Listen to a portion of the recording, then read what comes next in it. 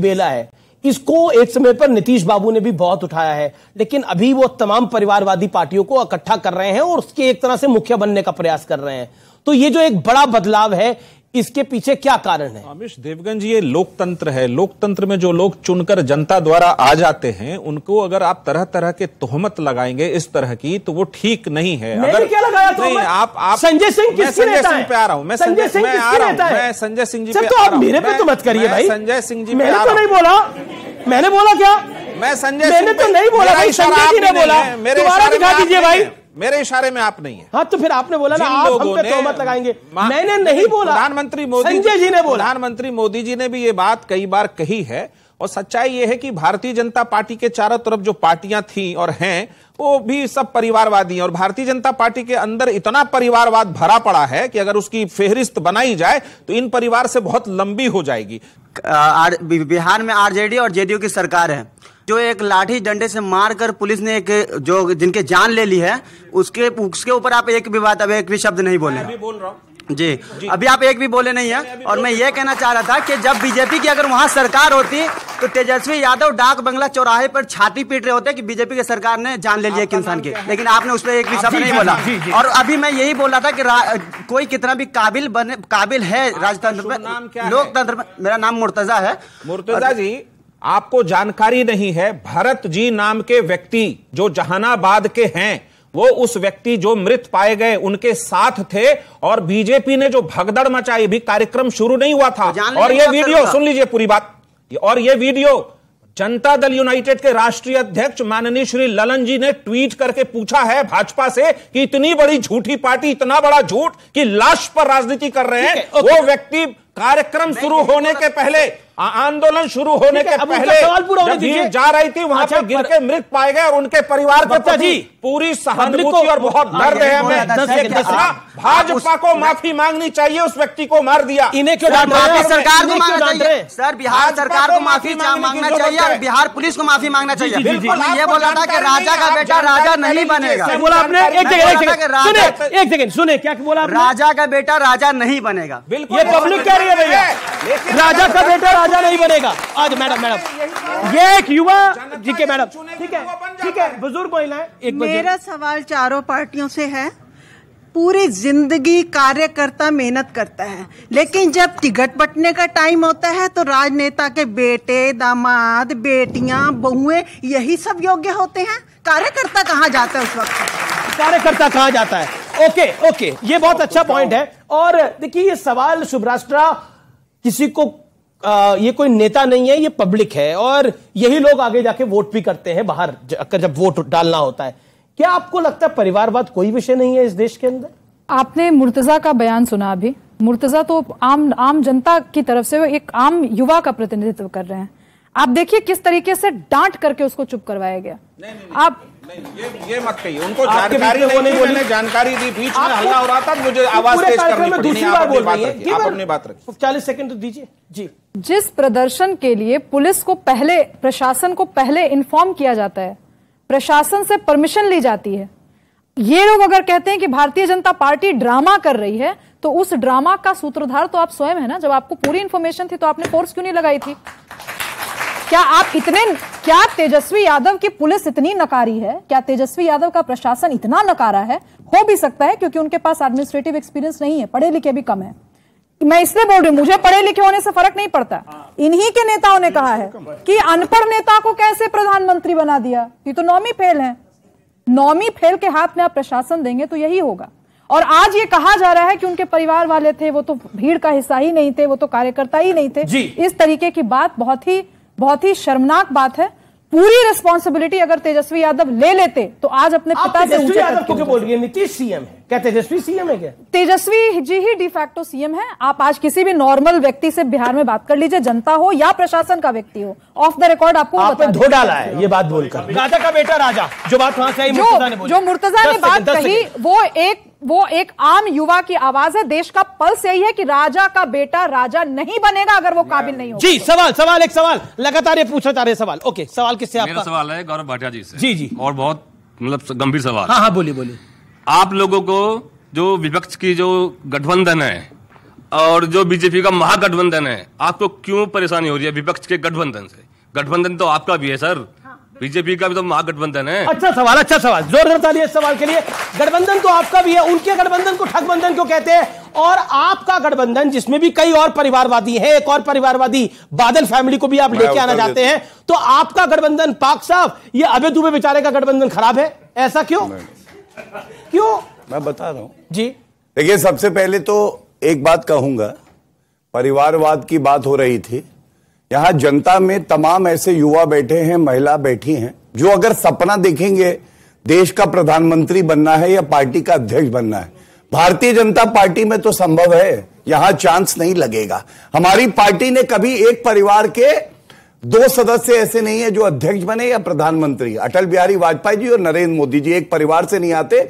अध्यक्ष जब से पार्टी बनी है तब से एक परिवार का कोई नहीं है। आपने कहा मुझे क्या समस्या है भाजपा को दूसरे के ठगबंधन से, हम उसे ठगबंधन कहते हैं। मैं आपको क्यों कहते हैं? ये सवाल मैं बिल्कुल अभी बताऊंगा इसी सेगमेंट में।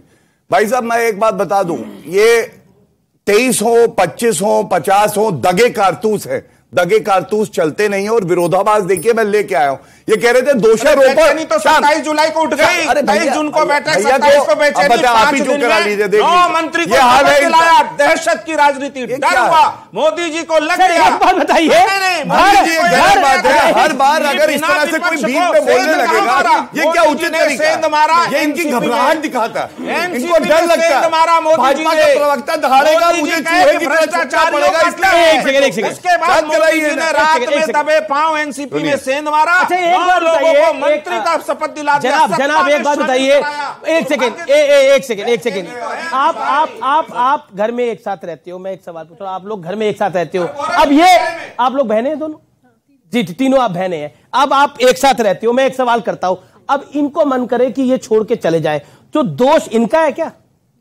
इनका दोष है या इनका दोष है? जोत किसका है? अरे पार्टी, आपका एक पार्टी टूट गई, आप कमाल का लॉजिक दे रहे हैं। जुलाई को सीधा चुनाव दे रहे हैं, डरा रहे हैं आपको ईडी। अच्छा ठीक है, जवाब गारंटी ले रहे हैं, सुन नहीं सकते। बोलिए। 3 अगस्त 2017 का ये ट्वीट है, लालू प्रसाद यादव इनके साथी हैं। उन्होंने कहा नीतीश सांप है, जैसे सांप केचुल छोड़ता है वैसे ही नीतीश भी केचुल छोड़ते हैं, और 2 साल में। अब ये देखिए, ये तो मैं जेडीयू का ही लेके इस बार आ गया। हेमंत विश्व शर्मा ने मोदी जी के बारे में क्या कहा? ट्वीट दिखाऊं? अपनी बारी में बता लीजिएगा। मोदी जी के बारे में हेमंत विश्व शर्मा ने हत्यारा कहा है, हत्यारा शब्द कहा है। बताओ, दिखाओ ट्वीट। और हेमंत विश्व शर्मा अपनी टाइम पे बोलिए ना सर, आप दिखाओ ट्वीट। आप अपनी टाइम पे बोलिए ना सर। घबराहट क्यों? आप अपनी टाइम पे बोलिए, वो अपनी टाइम पे बोलिए। टाइम कम देते हैं। इन्होंने ये चीटिंग कर ली, साइड में देखा ये ट्वीट तो जेडीयू का लेके आए हैं, तो घबरा गए। ये जेडीयू के ऑफिशियल हैंडल से ट्वीट है। इन्होंने कहा कि फेक पेपर बहुत लेके चलते हैं आजकल। फेक पेपर चेक कर लीजिएगा। फेक एक ही आदमी है जिसका नाम है नरेंद्र मोदी, लाठी वाले। 2024 में पूरी जनता कह रही है, मैं कह रही हूँ, मोदी जी का चेहरा प्रत्यक्ष है। आपसे घंटे से पूछ रहे हैं कि अपोजिशन में कौन सा चेहरा होगा, कृपया जवाब दीजिए। अब तो बता दीजिए अबे जी, कौन होगा चेहरा? मोदी के बनाम कौन? देखिए, ये सवाल 2004 में भी पूछा गया था, जब टावरिंग पर्सनालिटी अटल बिहारी वाजपेयी थे, तो कहा था उनके सामने आखिर लड़ेगा कौन? प्रतिपक्षी दल सब साथ में आए और भारत की प्रगति, समृद्धि और उत्थान के लिए एक साथ लड़े। और किसी को नहीं पता था कि मनमोहन सिंह जी प्रधानमंत्री होंगे, और 10 वर्ष तक उन्होंने भारत की प्रगति का मार्ग प्रशस्त किया। उन 10 वर्षों में देश को क्या मिला जानते हैं आप? 15 करोड़ किसानों को उनकी भूमि का अधिकार, जो 100 साल से नहीं मिल पाया था, वो मनमोहन सिंह की सरकार ने दिया। 86 करोड़ लोगों को भोजन का अधिकार दिया, 14 करोड़ लोगों को वन में निवास करने वालों को उनके आजीविका का और भूमि का अधिकार दिया, करोड़ों बच्चों को उनकी शिक्षा का अधिकार दिया, अधिकार संपन्न भारत का निर्माण किया। आज मैं पूछना चाहता हूं भारतीय जनता पार्टी से, आपने इन 9 वर्षों में क्या दिया प्रधानमंत्री जी? 12 करोड़ लोगों के रोजगार छीन लिए, 84 करोड़ लोगों की आमदनी छीन ली प्रधानमंत्री जी। आप कहते थे आपदा में अवसर ढूंढिए, महामारी की विभीषिका में इस देश के 142 लोगों ने 30 लाख जवाब ले लेते हैं। जब अपने आप में आत्मविश्वास होता है, आपको पता है जनता आशीर्वाद देगी, तो डंके की चोट पे कहते हैं पुनः श्री नरेंद्र मोदी जी भारत के यशस्वी प्रधानमंत्री बनेंगे, 303 सीटों से ज्यादा आएंगी, आप देख लीजिएगा। इन्होंने दूसरी बात कही कि नरेंद्र मोदी जी ने क्या किया। मैं आपको बताना चाहता हूं, आर्टिकल 370 टेम्पररी था, 70 साल ये लोग हटा नहीं पाए, नरेंद्र मोदी जी ने हटा दिया। जवान जो है बुलेट प्रूफ जैकेट मांग रहा था, ये दे नहीं पाए और नरेंद्र मोदी जी ने दे दी। 1 रैंक 1 पेंशन, पीएफआई को बैन लगा दिया, जिनसे आपने समर्थन लिया है। भव्य राम मंदिर बनाएंगे, जब हमने प्रण लिया तो बना के दिखाया। किसानों की बात करते हैं, 11 करोड़ किसान परिवार है जो 2,25,000 करोड़ रुपए सीधा उनके अकाउंट में गया है। Direct benefit transfer 27 lakh crore रुपए सीधा अकाउंट में, और नरेंद्र मोदी जी वो है अकेले सब पे भारी है, जो आज प्रभु ऐसे भार से मुक्त रोक सको तो रोक लेना। अकेले सब पे भारी है राजकुमार भाटी, मोदी अकेले सब पे भारी है। सवाल लूंगा मैं, मोदी अकेले सब पे भारी है। राजकुमार भाटी जवाब। जब ये कहते हैं, एहसान दिखाते हैं कि 2,14,000 करोड़ रुपए किसानों को दे दिया। 1 रुपया दिया था किसानों की फसल जब सड़ गई थी, 1 रुपया इन्होंने, जब इनकी सरकार को लात मारी जनता ने और भगा दिया, वो भूल गए। ये घास की रोटी खिला रहे थे बुंदेलखंड में, बातें कर रहे हैं। जवाब लेते हैं, एहसान करते हैं, एहसान करते हैं। गौरव, जिस समय की ये बात कर रहे हैं, अभी पानी पी के कोस रहे थे, उस समय ये उसी पार्टी के प्रवक्ता होते थे, समाजवादी। भैया देखा, समाजवादी और आज गर्व है मोदी जी का प्रवक्ता हूँ, ऐसे यादव परिवार का नहीं जहाँ वंशवाद का कीड़ा लगा हुआ है, यही तो गर्व है। आपके गर्व को अच्छा एक बात बताइए, जब मैं प्रवक्ता था तब तो आपको मौका भी नहीं मिलता था, आपको तो धन्यवाद देना चाहिए मुझे, ठीक है धन्यवाद देना चाहिए। आपका बीच में आप तो तब आते भी नहीं थे।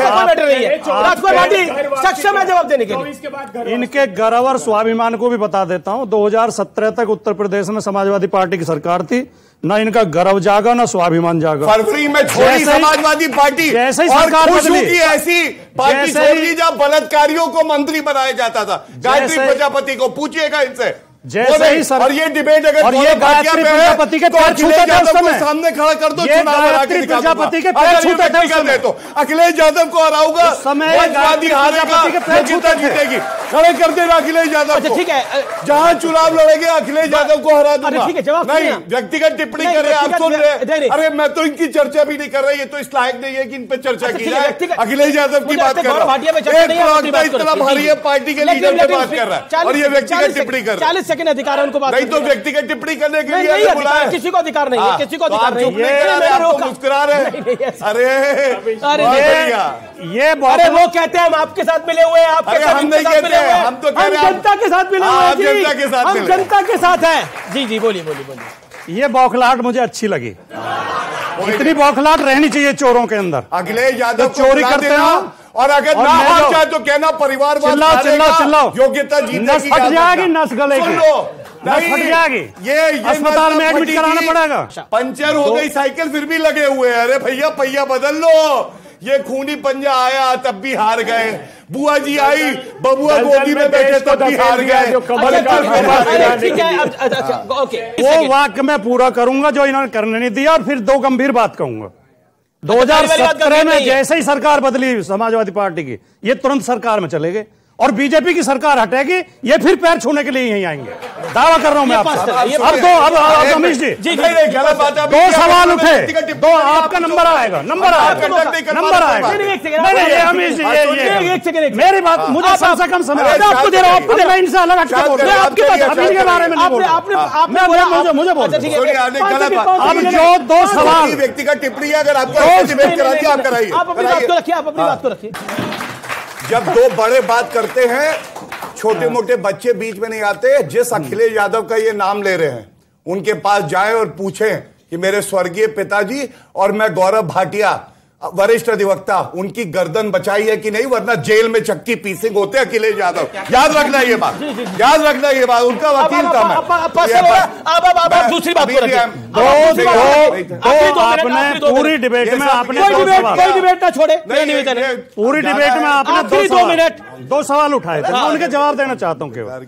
एक तो आपने ये कहा कि ये सारी पार्टियां जो इनके अलग अलग राज्य में इनके वो है असर है, तो इनका वोट परसेंट मिलकर मोदी जी से ज्यादा नहीं होता, मोदी जी के ज्यादा है। दूसरा एक चेहरे का सवाल उठा। देखिए, एक तो मैं आपको बहुत ईमानदारी से कह रहा हूं कि चाहे मोदी जी सामने हो, चाहे नीतीश कुमार हो, अखिलेश जी हो, वोट देने वाले तो यही लोग हैं।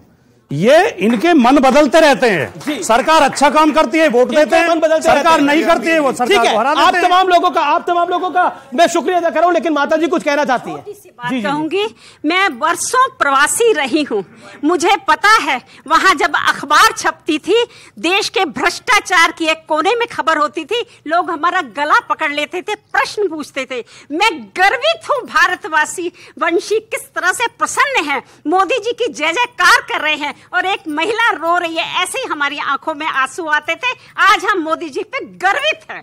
ओके, ये देखिए, ये पब्लिक का कहना है, ये पब्लिक का कहना है। और व्यूअर्स, अब बात पूरे भारत को गौरव से भर देने वाले पलों की। 14 जुलाई 2023 इस तारीख को नोट कर लीजिए, क्योंकि इस दिन भारत ने एक बार फिर चांद की तरफ उड़ान भरी है। हमारा चंद्रयान 3 140 करोड़ देशवासियों की प्रार्थनाओं के साथ चांद की तरफ आगे बढ़ा है।